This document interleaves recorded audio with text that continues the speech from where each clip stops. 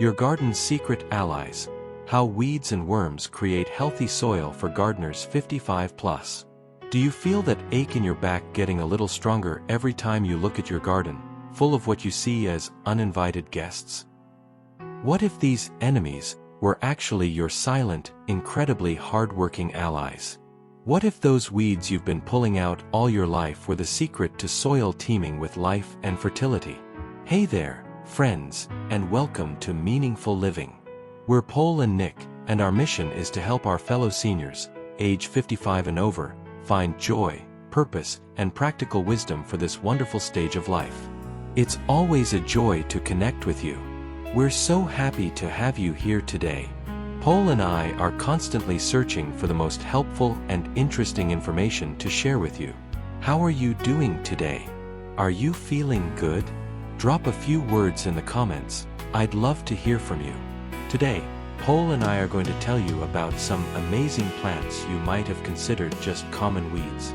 We're diving into a world where these humble plants perform real miracles, transforming your garden into a thriving ecosystem full of life. After watching this video, you'll look at your garden from a new perspective and learn how to attract the best helpers in the world, worms. Plantain, nature's soil softener. Let's begin with a quiet but very important hero of our garden, Plantain. No, we're not talking about bananas. We're talking about that same broadleaf plant with strong, ribbed leaves that you often see in garden paths or driveway cracks. Have you ever wondered why it grows exactly where the soil is as hard as a rock? It's no coincidence. This plant appears where the earth is crying out for air, and its deep, powerful taproot acts like a natural drill, burrowing into the compacted soil and loosening it up. The most interesting part begins when the plantain dies back. Its roots leave behind small tunnels in the soil, like underground highways. It's these tunnels that worms absolutely love. They help oxygen, water, and nutrients penetrate deep into the ground, creating ideal conditions for the roots of other plants. According to a study published in the journal Soil Biology and Biochemistry, worm tunnels can increase water infiltration by up to 60%. Imagine how that could help your tomatoes. Nick was so impressed when he first heard about this study. He said it reminded him of the old days when he would manually loosen the soil, but now nature is doing it for him. So here's our advice. If you see plantain growing near your path or next to your garden beds, don't be so quick to pull it out. Let it work. Let it be a natural helper for your soil. Many of us older folks love working in the garden because we appreciate the opportunity to slow down and let nature lead. Plantain is the perfect reminder of that wisdom. Give it a second chance, and the worms, along with your tired old shovel, will thank you.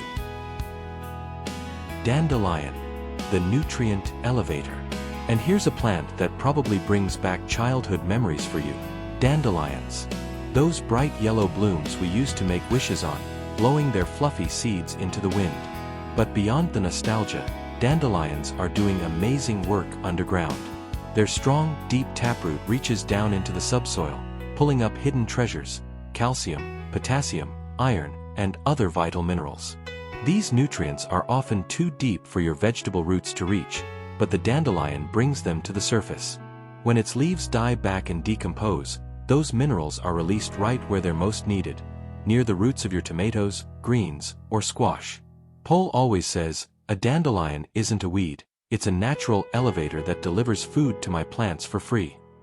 Furthermore, as the dandelion roots decompose, they create microzones rich in microorganisms.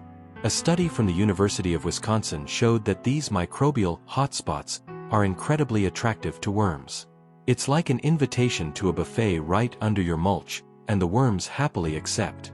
We older gardeners may have been raised to think of dandelions as pests, but isn't it wonderful to learn that something we once considered a nuisance is actually a gift? So next time you see a dandelion popping up between your lettuce or on the lawn near your raised bed, don't rush to pull it. Let it bloom just a little longer. It's quietly working, lifting minerals and calling in the worms, reminding us that sometimes the mess in the garden is actually nature at work. Chickweed, the moisture magnet. Now let's talk about a small, unnoticed friend, chickweed. It's soft to the touch, spreads low to the ground, and many people barely give it a second glance. But for those of us who have spent years tending gardens in hot summers, this plant is a true, quiet blessing. Chickweed creates a kind of natural mulch that shields the soil from the harsh sun, helping it stay cool and moist. Just the way worms like it.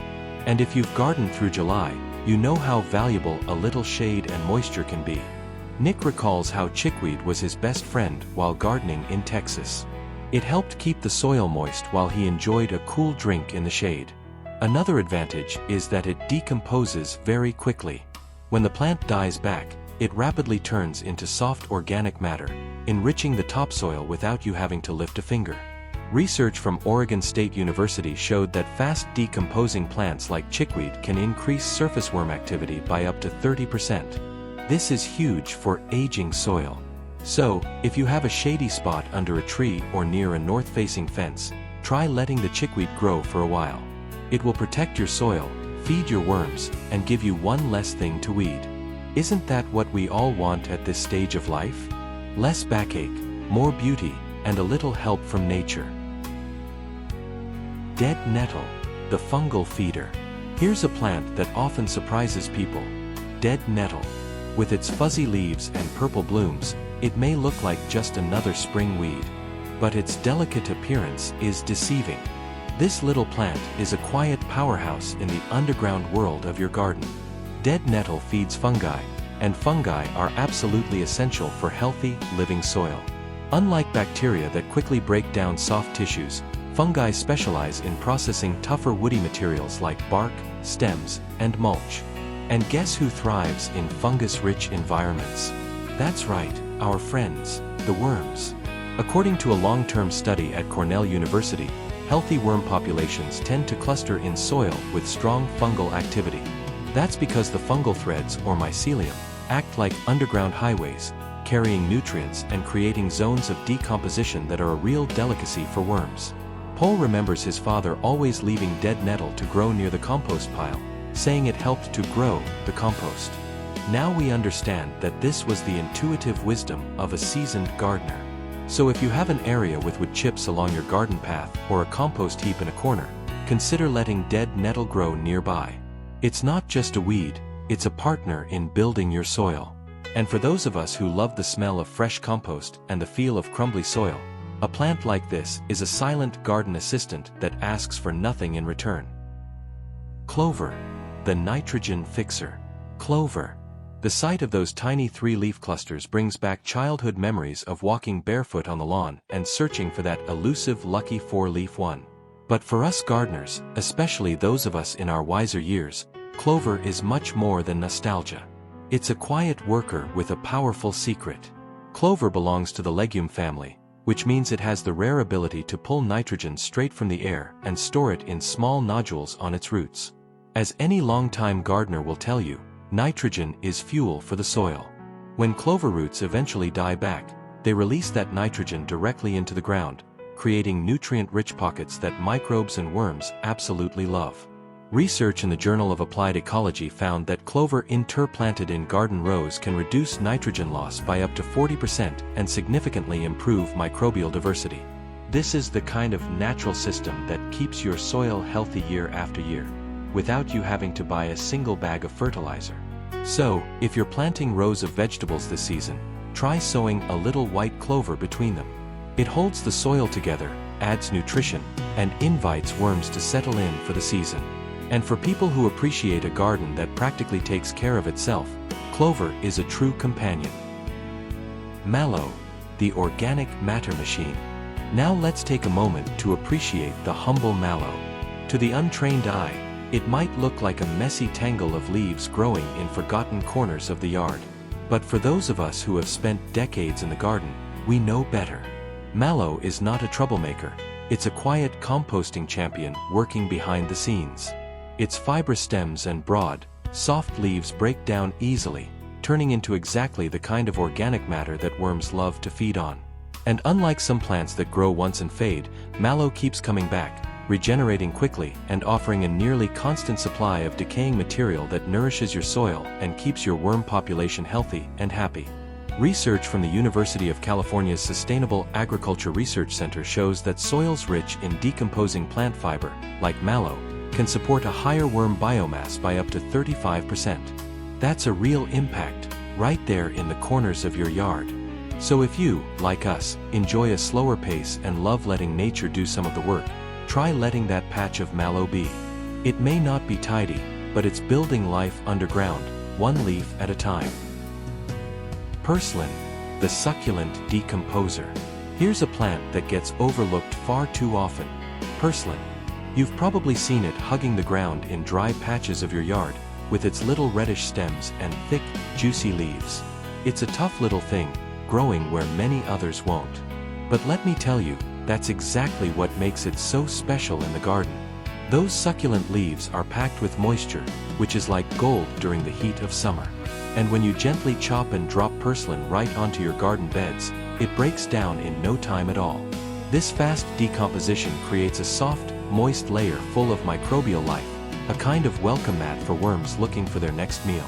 A study from Texas A&M University highlighted purslane as one of the fastest decomposing weed species in field trials, helping to boost worm activity in as little as 5 days. That's faster than many kitchen scraps and a lot easier on the back. So if you're like many of us who prefer low-maintenance garden helpers, don't toss purslane in the trash. Add it to your compost, or, even better, lay it right where you pulled it. It's a natural soil refresher, perfect for folks who know that gardening isn't about doing more, it's about doing smarter. Ground ivy, the shade lover's secret. Next up, let's take a closer look at a plant many of us have seen creeping along shady corners, ground ivy, or as some call it, creeping Charlie. It's one of those plants you find tucked under trees or curling around fence posts, quietly doing more good than most people realize. This hardy little vine thrives in damp, shaded spots, which, as we older gardeners know, are often tough areas to keep healthy. But here's where it shines. Ground ivy acts like a natural blanket, covering bare soil, holding in moisture, and keeping more aggressive weeds from taking over. And as its shallow roots die back, they quickly turn into soft, worm-friendly organic matter. A field study by Purdue University found that ground ivy suppresses invasive weed pressure by up to 70% in unmanaged garden borders. And that's not all. Its leaf litter supports a high rate of worm casting activity, even in low-light zones. So if you've got a spot where mulch won't stay put, maybe under that old maple tree or between your hostas, let ground ivy do its thing. It's tidy, it's tough, and it's a true friend to both worms and gardeners who love working smarter, not harder. Henbit, the early bird. Now, let's talk about a plant that shows up before most of us even dust off our garden gloves. Henbit.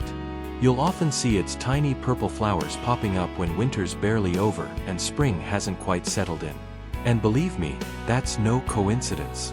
Henbit thrives in cool temperatures, germinating early and creating a soft green blanket over bare soil at a time when erosion can be at its worst. For us seasoned gardeners, especially those who have lived through a few decades of unpredictable springs, that kind of natural cover is a blessing. And here's the fun part. Just as worms begin to stir from their winter slumber, Henbit gives them something soft to chew on, tender stems and shallow roots that break down quickly. According to soil biologists at North Carolina State University, cover plants like Henbit can increase early-season worm surface activity by up to 28%, giving your garden a head start before your veggies even go in. So if you spot Henbit peeking through in March or early April, don't rush to pull it. Let it do its job. Then, when you're ready to plant, simply chop it down and let it return to the soil. It's nature's way of saying, I've warmed up the soil for you, now go ahead and grow. Shepherd's purse, the soil healer. And finally, we come to a delicate little plant with a big heart, shepherd's purse. Named for its tiny heart-shaped seed pods, it may be the most underrated helper in your entire garden.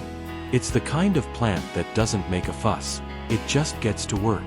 Shepherd's purse grows quickly, especially in disturbed or open soil.